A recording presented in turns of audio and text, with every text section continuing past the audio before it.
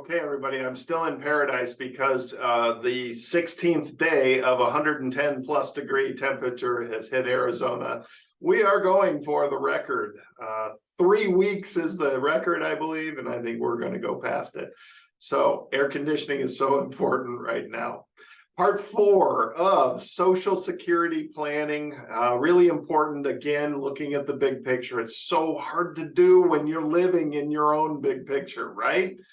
I love helping the do-it-yourselfers and be able to help them see the big picture. And that's what this Social Security planning is all about. So we've got to understand the nuances and all the basic things that we've got to go through to work with Social Security and maximize the effect on our situation. So work 35 years is one of the first things I talked about. Part of the strategies of how to increase your Social Security is going on socialsecurity.gov and making sure that you have reviewed your 35 years and you fill in all those zeros. So work for 35 years. Ask for a raise, all the little stupid things that I don't think I should have to say, but the more you earn, the more your Social Security will be.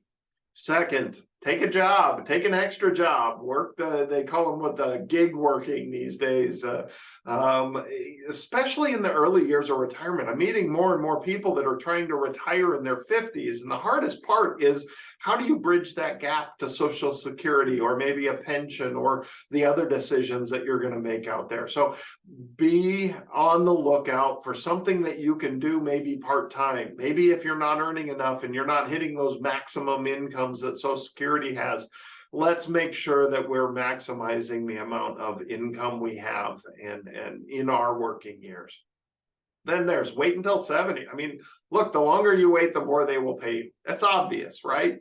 So making sure we understand the plan. If we need more income, then maybe we have to prioritize waiting to take Social Security. And how do we know if we need more income? Well, does the income pay your base living expenses? I'm always going to go back to that. What does your budget look like? Everybody is different because of this. If you have $2,000 a month in absolute, I have to make this money to pay the bills, keep the lights on, keep the shelter over my head, keep myself fed, and your Social Security at full retirement age is $3,000, then you have the luxury of deciding to take early if you want. But if you have $2,000 worth of expenses and your Social Security at full retirement age is only $1,500, you're going to have to start making some tough decisions. Either continue working and try to delay until 70 to take Social Security, or start reducing that budget, or hopefully have lots of savings to make up the difference.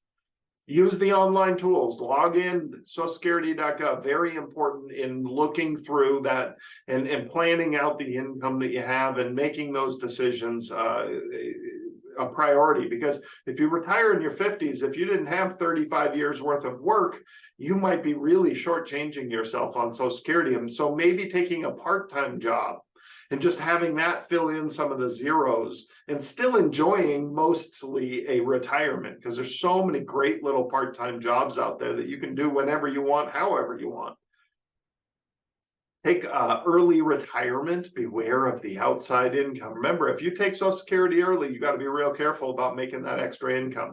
So that's why the Uber driving and all those things where you can really control how much you're making and how much you're working, it actually is kind of fun. You can take Social Security early and then go drive an Uber 2 days a week or something like that. Neat idea. Plan ahead for taxes, making sure you see the big picture. And I'm going to bring this up a couple of times. If you have a mountain of IRA, there's a huge reason to wait on taking Social Security. And the simple reason is you can use and work through some of that IRA money at much lower taxation than if you took Social Security and piled that on top of it. So make sure that you're planning the big picture when it comes to taxes, and be careful about income reporting when you're self-employed. There's a lot of ways to hide your income from Social Security taxation. Don't do it. You're going to shortchange yourself quite a bit. I actually met the ex-spouse of a lawyer, and that lawyer was self-employed their whole lives, and that ex-spouse only had $600 in Social Security. High income earning job, big earner, but didn't report a lot of this income through the typical channels and that shortchanged the spouse quite a bit. So very important that we understand that we have to choose to pay that Social Security taxation in order to get Social Security later in life. All right. So the considerations that we have to have, well, one, I want everybody aware of what they're going to qualify for, right? You got to actually look back into your history. Divorced spouses, there could be some neat hidden benefits out there, and you don't have to call the divorced spouse. If you haven't talked to this person in 20, 30, 40 years, no big deal. You just need to go talk to Social Security. They have records of your marriage and how long you were married and what their benefits are and all that kind of stuff. So we need to know that if we have a divorced spouse situation, if we have a widow, even a divorced spouse who has passed away situation, there may be some hidden benefits out there that we need to know we qualify for. So asking the questions at Social Security becomes really important on that side. Next, can you wait? Right? Some people got forced into retirement during the pandemic and didn't really have any other path than taking Social Security early. Right? So some people can monetarily wait. They got plenty of other resources to bridge the gap to Social Security. Having that plan to bridge the gap, that's a fun little game to play. There's lots of great tools out there right now with higher interest rates. Right? It was so simple. I looked at somebody's situation and they were so nervous about retiring early and not being able to take Social Security for 10 years. And that scared them. And I looked at their resources. I said, well, I mean, let's be honest here. You've got lots of resources and your need for income, you're very reasonable in what you're asking for. If you have $1 million in savings, you can get 5.5% fixed interest rates out there right now. Well, that's $55,000 worth of income without touching your principal. Not to mention if you've got $4 or $5 million heading into retirement. So there are very easy ways to take that stress off of you and create a yielding portfolio where you don't even have to touch the principal to bridge that gap to Social Security. So really, really good time to be thinking through these things. Depending on what the world looks like when you go to step into this early retirement, if we've got higher interest rates like this, there's a lot better opportunities out there. We're so used to those 2-3% interest rates that now these we've seen 6%. It's just not out there right now. It's so much easier to help bridge that gap. So I'm always around. Those are fun planning things. I love working through those puzzles. Now, should you wait? Right? Can you wait is the first question. Should you wait is the second question, right? And one of the times I always try to lean towards waiting till later to take Social Security is when you have an enormous mountain of IRA. I've seen so many people heading into retirement with 70, 80, 90% of their portfolio, all IRA money, pre-tax money. It's a mountain that we have to get through. And if you're not careful, you're just going to start frittering away money to excess taxation. And it's solely because you didn't do any planning. So tax planning and understanding the big picture of taxation and not just looking at right here and right now, how do I pay the least amount of taxes? Don't get into that trap. Look at the big picture. How do I pay the least amount of taxes on that IRA money? Period. Not just right here and right now. Period. We have to be able to look forward, look at the big picture.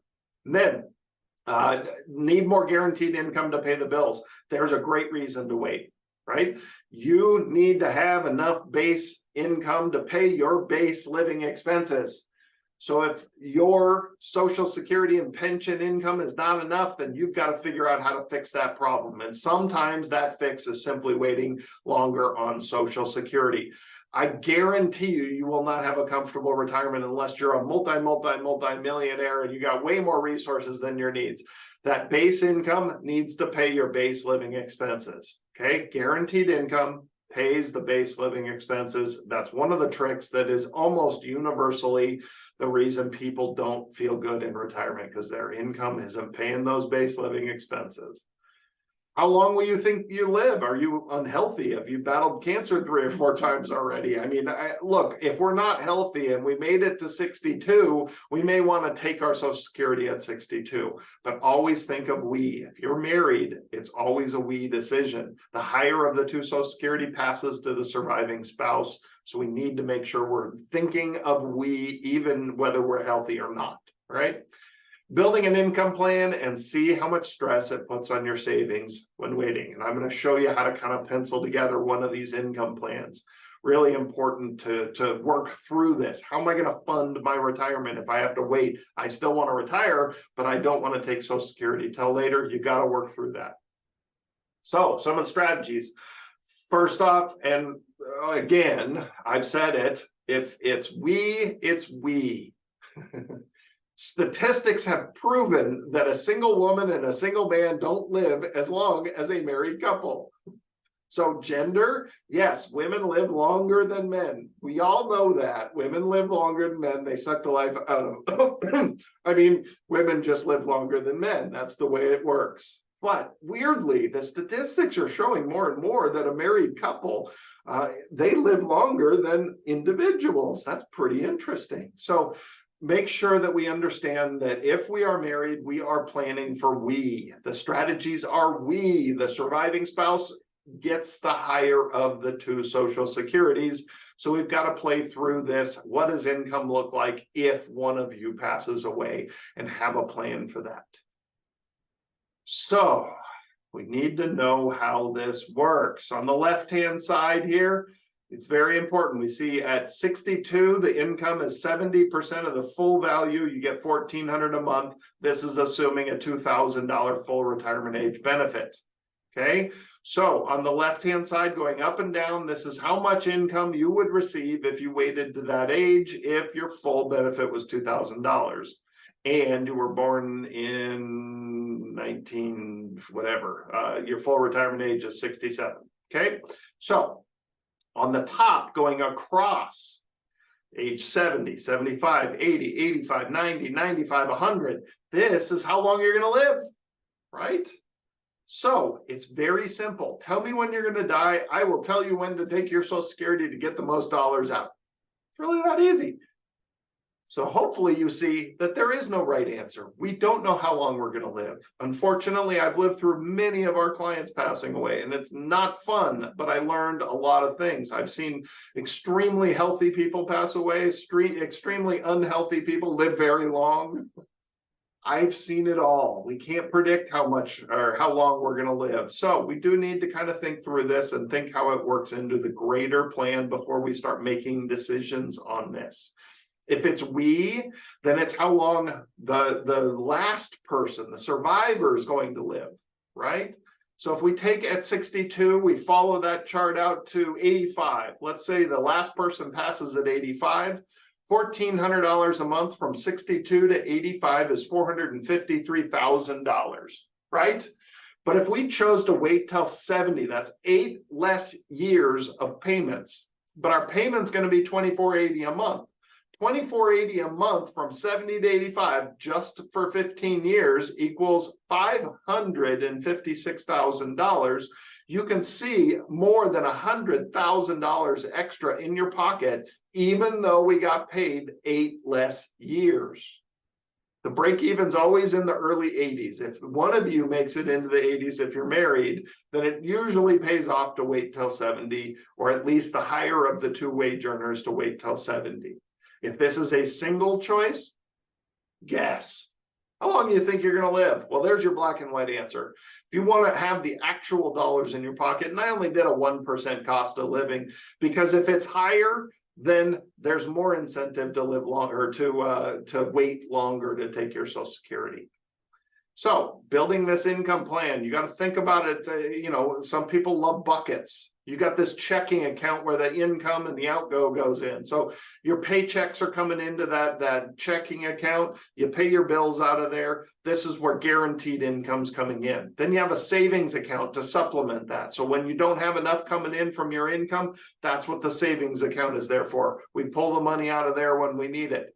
Now, all your investments. That's why you have safe investments and stock market growth-based investments. Safe investments to pull from when the stock market's not doing well, stock market to pull from. You can pull those dividends, the yield, the profits off of there. The whole idea of investing the money is to watch it grow. That's all wonderful, but it's got to work together to refill that savings account, which is supplementing that guaranteed income. That's how this all works. Okay. Then you can worry about wealth transfer and things like that.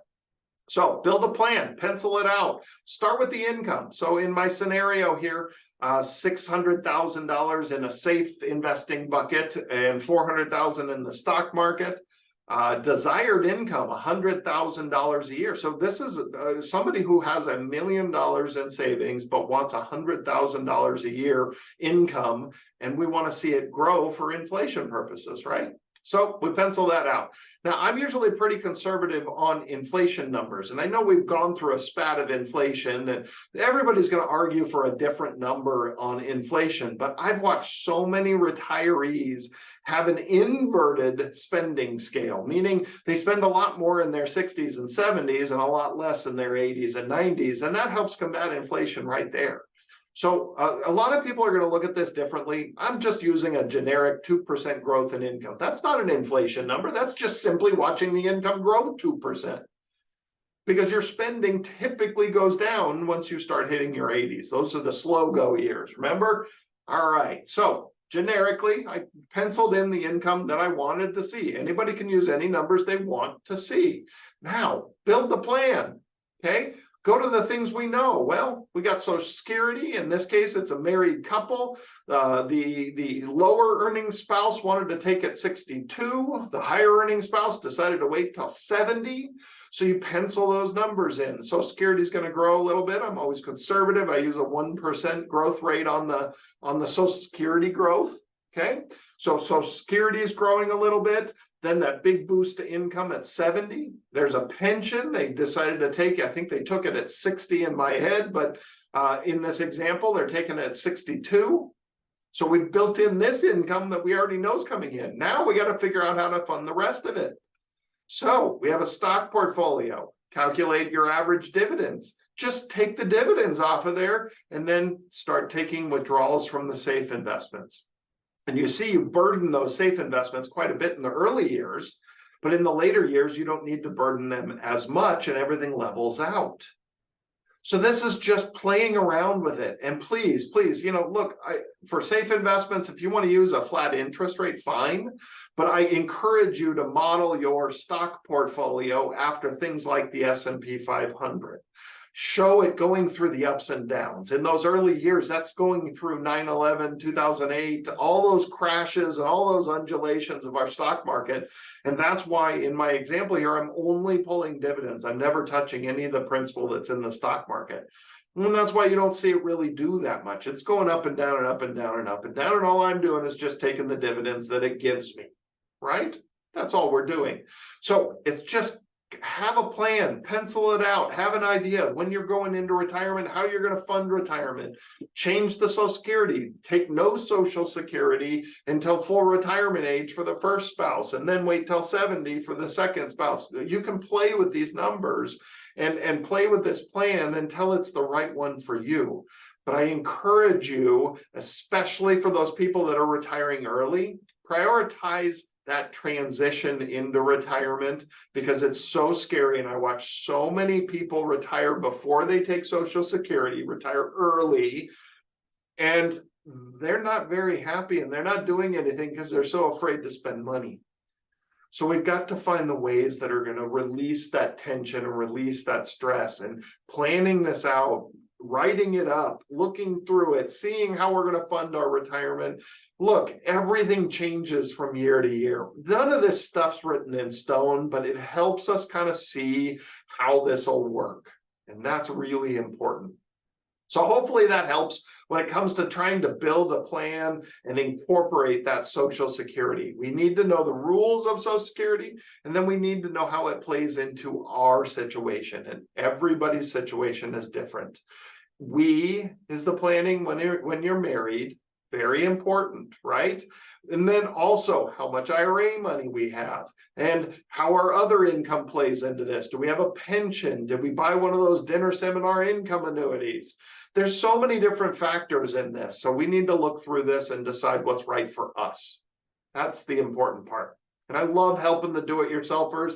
I don't need to manage your whole portfolio for you to call me. I'm happy to answer questions. I'm happy to help out. That's what we're here for. that is really wonderful that we're transitioning into this world where there's a lot of do-it-yourselfers that just need that confidence boost, that you're doing the right thing, that add a kid, or hey, you might want to think about these things and you're missing this and you're doing this. So feel free to give us a call. We're always happy to help. Shoot us an email, give us a call, share your comments below, share the videos. This is all out there for all of you. Thanks again, and we'll see you next week.